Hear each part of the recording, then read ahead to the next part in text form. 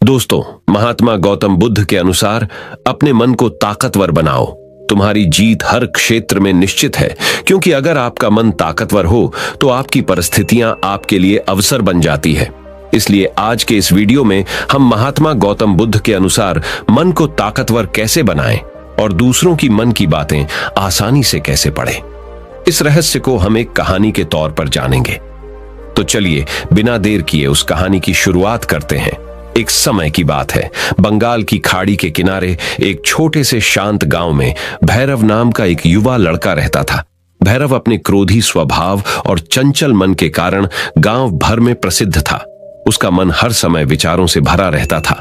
इस तूफान ने उसके मन को एकदम बेचैन कर दिया है। उसके जीवन से शांति मानो गायब हो गई थी और वह हमेशा अपने ही ख्यालों में खोया रहता था और तनावपूर्ण जीवन जी रहा था। उनके अशांत मन और क्रोध के कारण उनके अपने परिवार के सदस्यों और गांव वालों से भी संबंध अच्छे नहीं थे, जिससे वह और भी अधिक अकेला और अपमानित महसूस करने लगा। वह और भी अधिक मानसिक तनाव की स्थिति में चला जाता है। एक समय की बात है, भैरव अपने गांव की गलियों में घूम रहे थे। तभी उनकी मुलाकात एक महात्मा बुद्ध से हुई, जो एक पेड़ की छाया के नीचे ध्यान में बैठे थे। महात्मा बुद्ध के चेहरे से निर्मल शांति की आभा झलक रही थी। इस असीम शांति में भैरव महात्मा बुद्ध की ओर आकर्षित हुए। जब भारत महात्मा बुद्ध के करीब आया तो उसे अपने आसपास एक सकारात्मक ऊर्जा का एहसास हुआ। भैरव को एहसास हुआ कि इस असीम शांति और सकारात्मक ऊर्जा का स्रोत कहीं ना कहीं महात्मा बुद्ध के भीतर ही था। इसलिए वह वहीं बैठकर उसकी आंखें खुलने का इंतजार करने लगा। थोड़ी देर बाद जब महात्मा बुद्ध की आंख खुली तो उसने एक युवा लड़के को अपने सामने बैठा पाया, जो बहुत तनावग्रस्त और नकारात्मक भावनाओं से भरा हुआ लग रहा था। भारत ने महात्मा बुद्ध की ओर हसरत भरी निगाहों से देखा और बहुत विनम्रता से कहा, गुरु, मेरा मन बहुत अशांत है और मेरे मन के विचार मुझे खाए जा रहे हैं। मुझे एक पल के लिए भी शांति महसूस नहीं होती। क्या आप मुझे सिखा सकते हैं कि मैं अपने अशांत मन को कैसे शांत करूं? महात्मा बुद्ध ने भैरव की पीड़ा को समझते हुए करुण दृष्टि से देखा और कहा, मेरे प्यारे बच्चे, मैं तुम्हें एक कहानी सुनाना चाहता हूं। इस कहानी में मानसिक शांति और खुशी के रहस्य छिपे हैं। क्या आप कहानी सुनना चाहेंगे? भैरव ने हां में सिर हिलाया और पूरी एकाग्रता से कहानी सुनने को तैयार हो गए। उसके अंदर जिज्ञासा चरम पर थी। बहुत समय पहले की बात है, एक नगर में शक्ति नाम का एक आदमी रहता था। शक्ति बेहद महत्वाकांक्षी व्यक्ति थे और उन्हें हर काम में लोगों से डेट की जरूरत पड़ती थी। यदि उसे किसी से असफलता और बुराई सुनने को मिलती है तो वह गहरी चिंता और तनाव में चला जाता है। उनका मानना था कि सफलता और भौतिक शक्तियां खुशी देंगी, लेकिन वह जितना सफलता और प्रशंसा के पीछे भागता था उतना ही मानसिक तनाव में डूबता जाता था। लेकिन अचानक शक्ति का सामना उस समय के मशहूर महात्मा बुद्ध से हो गया, जिसका नाम महाकौशल था। महाकौशल अपने शिष्यों को ध्यान की शिक्षा देते थे और वह स्वयं एक बहुत ही ध्यान मग्न और प्रबुद्ध व्यक्ति थे। महाकौशल की अद्भुत एकाग्रता से प्रभावित होकर शक्ति ने उनसे अपने भटकते मन को शांत करने का उपाय जानना चाहा। शक्ति ने कहा कि महंत हमेशा सफलता के पीछे भागते हैं और लगातार अधिक हासिल करने की कोशिश करते हैं, फिर भी मुझे कोई क्षणिक संतुष्टि या आत्मसंतुष्टि नहीं मिलती। इस निरंतर बेचैनी के बीच मैं शांति कैसे पा सकता हूं? महात्मा बुद्ध ने करुण दृष्टि से उसकी ओर देखा और उत्तर दिया, आपका मन एक अशांत नदी की तरह है जो हमेशा बहती और बहती रहती है। इसलिए इस अशांत मन को शांत करने के लिए आपको अपने विचारों को बिना किसी रुकावट के जाने देने की कला सीखनी होगी। शक्ति को आश्चर्य हुआ और उसने पूछा कि मैं अपने विचारों को कैसे जाने दूं? आखिर मैं भी तो अपनी इच्छाओं और महत्वाकांक्षाओं से बंधा हुआ हूं। यह सुनकर महात्मा बुद्ध मुस्कुरा दिए और कल्पना करें कि आपके हाथ में पानी का एक गिलास है। अब आप इसे जितनी देर तक पकड़ कर रखेंगे यह उतना ही भारी होता जाएगा, और अगर आप इसे काफी देर तक पकड़े रहेंगे तो आपके हाथ में दर्द होने लगेगा। लेकिन अगर आप उस पकड़ को ढीला कर दें और छोड़ दें तो आपका बोझ खत्म हो जाएगा। भैरव ने कथा और उसका संदेश ध्यानपूर्वक सुना। वह समझ गया कि अपने विचारों और इच्छाओं से चिपके रहने से उसका बोझ बढ़ जाता है और अंदर ही अंदर अशांति पैदा कर देता है। अब भैरव को कथा का अंत सुनने की उत्सुकता से प्रतीक्षा थी। महात्मा बुद्ध ने कहानी जारी रखते हुए कहा कि शक्ति ने महात्मा बुद्ध के शब्दों के बाद विचारों को छोड़ने का अभ्यास करना शुरू कर दिया। वह बिना किसी पूर्व निर्णय के अपने विचारों और भावनाओं को आते और जाते देखता है। अब उसने विचारों को पकड़ना बंद कर दिया था। विचार उठते थे और अपने आप चले जाते थे। धीरे धीरे उसे यह एहसास होने लगा कि उसकी इच्छा और भावना ही सभी दुखों का कारण है।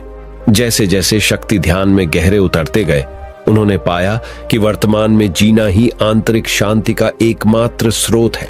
वह खुद को वर्तमान में स्थापित करके अपने मन की निरंतर बकवास से छुटकारा पा सकता है। धीरे धीरे शक्ति का मन एक शांत झील की तरह हो गया, जो बाहरी दुनिया को अपने अंदर प्रतिबिंबित करती है। उन्होंने जीवन की सादगी में संतोष को अधिक महत्व दिया और भौतिक संपत्ति के प्रति अपना लगाव छोड़ दिया। जैसे ही ऐसे बदलाव की खबर लोगों के बीच फैली, दूर दूर से लोग मार्गदर्शन लेने आने लगे। लोगों को विचारों को मुक्त करने की कला सिखाना और उन्हें अपने भीतर शांति खोजने के लिए मार्गदर्शन करना, वह लोगों के बीच शांति और ज्ञान का प्रतीक बन गए। शक्ति और साधु की कथा समाप्त कर महाकौशल महात्मा बुद्ध कुछ देर के लिए चुप हो गए, ताकि इस कहानी का अर्थ भैरव के मन में अच्छी तरह बैठ जाए। भारत ने महात्मा बुद्ध की ओर देखा तो उनकी आंखों में अब एक नई समझ दिखाई दे रही थी। भैरव ने धीरे से कहा कि मुझे इस कहानी में ज्ञान दिखता है, लेकिन मैं इसे अपने जीवन में कैसे लागू करूं? मैं अपने अशांत मन को कैसे शांत कर सकता हूं? भैरव के इस सवाल पर महात्मा बुद्ध मुस्कुराते हैं और फिर कहा कि अशांत मन को शांत करने का अभ्यास आत्म जागरूकता से शुरू होता है। अपने भीतर उठने वाले विचारों का निरीक्षण करने के लिए प्रतिदिन कुछ समय निकालें। उन भावनाओं पर ध्यान दें जो आपके मन में आती हैं और देखें कि वे कैसे आती हैं और आकाश में गुजरते बादलों की तरह फिर कैसे चली जाती है। भैरव ने आंखें बंद कर लीं और महात्मा बुद्ध के कहे अनुसार अपने विचारों का अवलोकन करने लगे। जैसे ही उसने अपने भीतर उठने वाले विचारों पर ध्यान देना शुरू किया, उसे एहसास हुआ कि इसलिए उसे चिंता और इच्छाओं की एक निरंतर धारा अपने अंदर बहती हुई महसूस हुई। सिर्फ एक एहसास ने ही नहीं, उसे एक अद्भुत शांति का एहसास कराया। उन्हें यह भी एहसास हुआ कि यह सभी विचारों और भावनाओं से अलग है। महात्मा बुद्ध ने आगे कहा कि जैसे शक्ति ने खुद को सभी मोह माया से अलग कर लिया था, अपने मन को अशांतकारी विचारों और भावनाओं से मुक्त करने का अभ्यास विकसित करें। बिना किसी पूर्वाग्रह के विचार को वैसे ही स्वीकार करें जैसे वह आता है, और फिर धीरे धीरे उन्हें जाने दें और अपना ध्यान वर्तमान क्षण पर केंद्रित करें। लेकिन भैरव ने टोकते हुए कहा कि क्या होगा अगर विचार और भावनाएं इतनी मजबूत हों कि वे बनी ही रहें और दिमाग से निकलने से इनकार कर दें? महात्मा बुद्ध ने भैरव की बात पर सहमति जताते हुए सिर हिलाया और कहा, ऐसे कई मौके आएंगे जब आपके मन में सवालों का बवंडर चल रहा होगा, जब आपका दिमाग आपकी बात ही नहीं सुनेगा। तो ऐसे में आपको अपनी सांसों की ताकत पर विश्वास करना होगा। एक बार फिर भिक्षु ने भैरव से कहा, अपनी आंखें बंद करो और अपनी सांसों पर ध्यान केंद्रित करने के लिए अपने पेट को ऊपर उठता हुआ और मथता हुआ महसूस करो।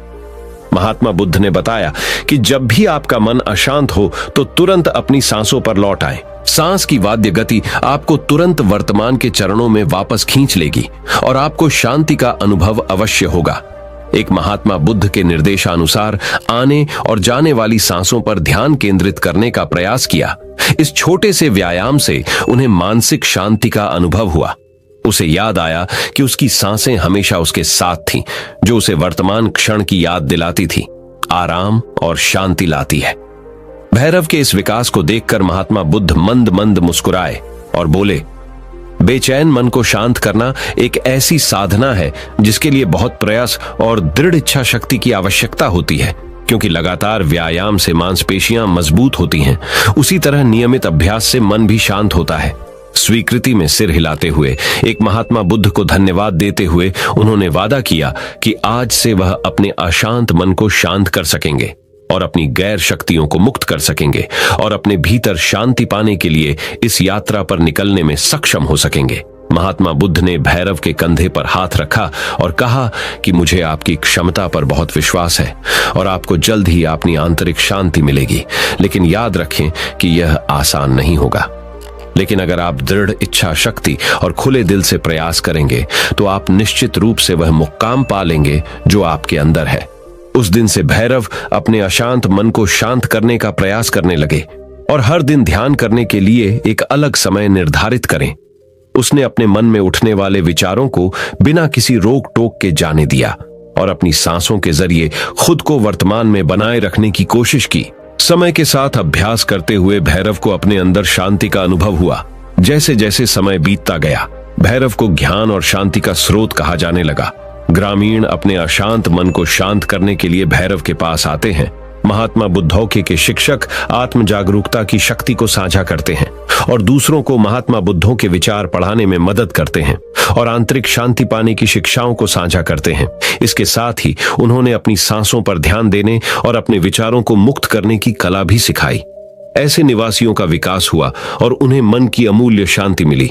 महात्मा बुद्ध की शिक्षाओं और भैरव द्वारा संचालित अभ्यास के माध्यम से विचारों को त्यागने और वर्तमान में जीने की कला दूर दूर तक फैल गई है। उन्होंने कई लोगों की जिंदगी बदल दी और जैसे जैसे समय बीतता गया, उनकी जिंदगी और भी बदलती गई। भैरव का शांत प्रभाव उसके गांव की सीमाओं से परे तक फैला हुआ है। आसपास के गांवों और शहरों से लोग भैरव के परिवर्तन की कहानी सुनते हैं, उनसे सलाह लेने आते हैं। मन के बोझ तले दबे लोगों के लिए भारत आशा की किरण बन गया।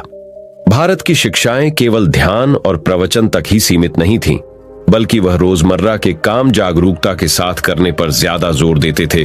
वह लोगों को अपनी भावनाओं के प्रति जागरूक रहने की याद दिलाते थे। इस बात पर ध्यान दें कि आप दिन भर में क्या कहते हैं और अपने आसपास होने वाली घटनाओं पर आप कैसे प्रतिक्रिया करते हैं। हर काम पूरी जागरूकता के साथ करें। जब आप खाएं तो प्रत्येक टुकड़े के स्वाद का आनंद लें। जब आप सूरज की रोशनी के सामने खड़े होते हैं तो उसकी गर्मी महसूस करते हैं। लोग क्या कहते हैं उसे ध्यान से सुनें और समझें। छोटे छोटे बदलावों से लोगों के जीवन में चमत्कारिक परिवर्तन आए। भैरव की शिक्षाओं से लोगों ने सीखा कि जीवन का आनंद वर्तमान में जीने में है। दोस्तों, मुझे आशा है कि आपने इस वीडियो से बहुत कुछ सीखा होगा।